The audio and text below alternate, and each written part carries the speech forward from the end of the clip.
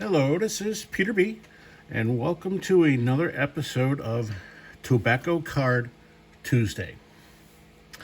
First card we're looking at is a 1909 to 11 T206 of player Jimmy Slagle.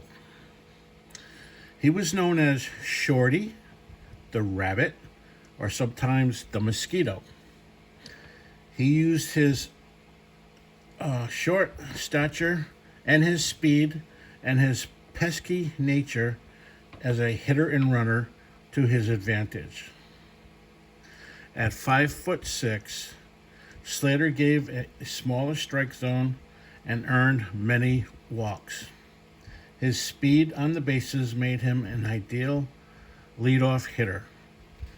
He was on one of the best teams in the history of Major League Baseball, the 1906 to 1908 Cubs. He played in the major leagues for 10 years with the Senators, the Phillies, the Bean Eaters, which later became the Boston Braves, and the Cubs. After he left the major leagues, he played for the minor league Baltimore Orioles, and that's what you see him here, as a Baltimore Oriole. Very nice color on the card. Very pretty card. And the back is a Piedmont, and it has a stamp. I believe it says Lloyd Bolton. Many T206 collectors like to collect similar stamps. I mean, this was obviously in the collection at Lloyd at some time, and they like to go out there and find other Lloyd Bolton stamps to try to recreate his collection. So with a Lloyd Bolton stamp, which I like, gave it the grade of 2 with a mark. What a beautiful card. Beautiful colors. Jimmy Slagle, T206. Okay, the next card is a 1911 T205 of Bill Carrigan. Carrigan played 10 years all with the Red Sox. He was an excellent defensive catcher with above average offense production. From 1913 to 1916, he was one of the most successful player managers, leading Boston to back-to-back World Series in 1915 and 16. Babe Ruth called him the best manager he ever played for. He retired from baseball after that World Series win in 1916 because he wanted to be home with his family. So a very nice T205. Boston Red Sox Jimmy Carrigan. Nice colors. A little bit of gold shine. And the back is a polar bear.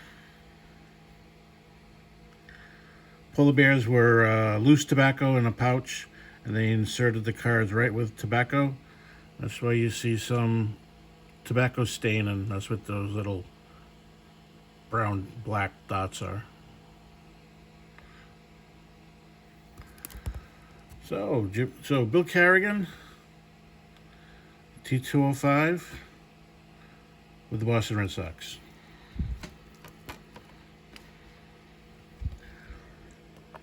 Okay, gonna do a couple of non-sports. I'm getting in focus, buddy. There we go. This is an 1889 N222, part of the Kinney Tobacco Company Leaders Series. And this is of Commander David Farragut. Farragut's naval career began in 1810 as a midshipman at the age of 9.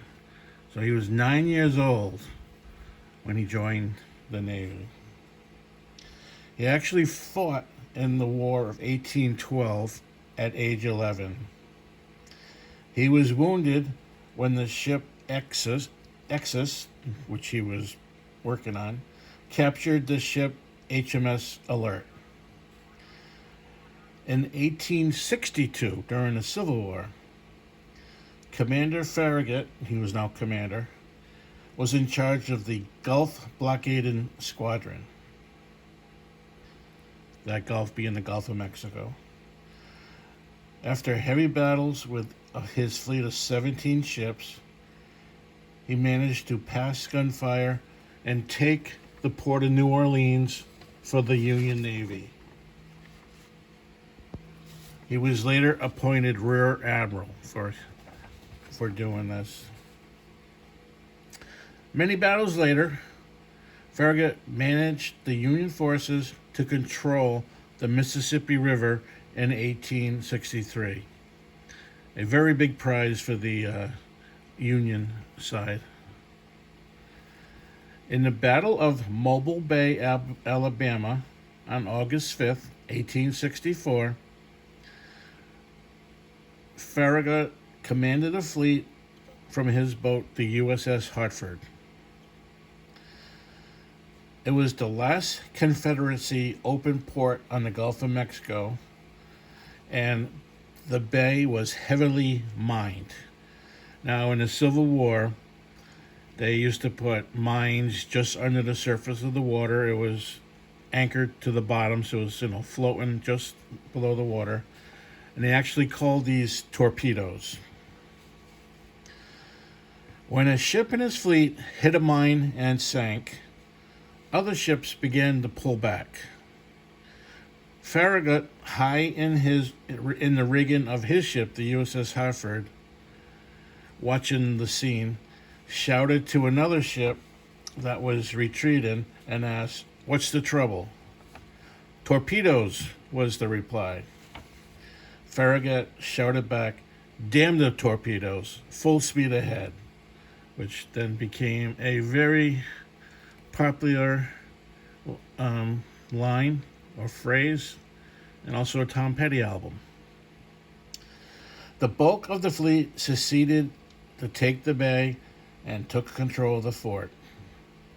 On December 21st, 1864, President Lincoln promoted him to Vice Admiral, the senior ranking officer in the Navy. So this is a Kinney card. Kinney's the maker of the tobacco, of the cigarette.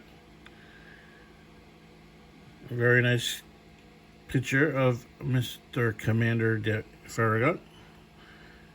And there's a little scene of the Battle of Mobile Bay where he made his famous phrase, "Damn the torpedoes." And the back. You see, it's part of the Leaders series, packaged by Kinley Brothers, and it has the checklist of the famous leaders. So 1890 and 222, Commander Farragut. Okay, last one.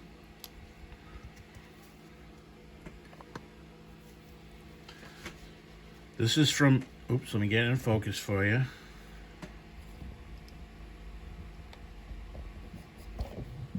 Sorry about that. This is from 1890, N102. It's from the manufacturer W. Duke & Sons, and this is part of the Bridges set.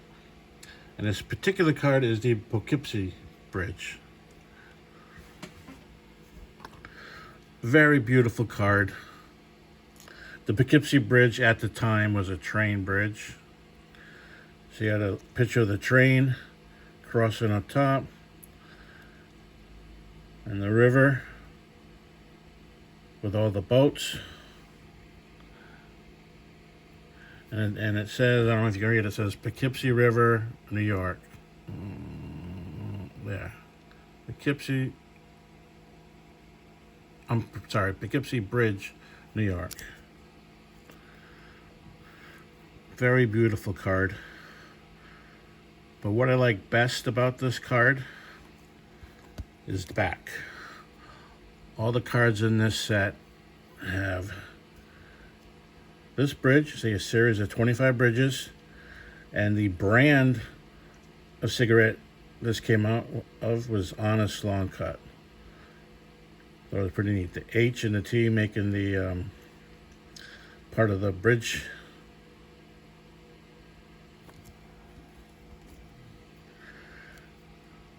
The Poughkeepsie Bridge today is a walk-in bridge open to the public. I think it's actually a park.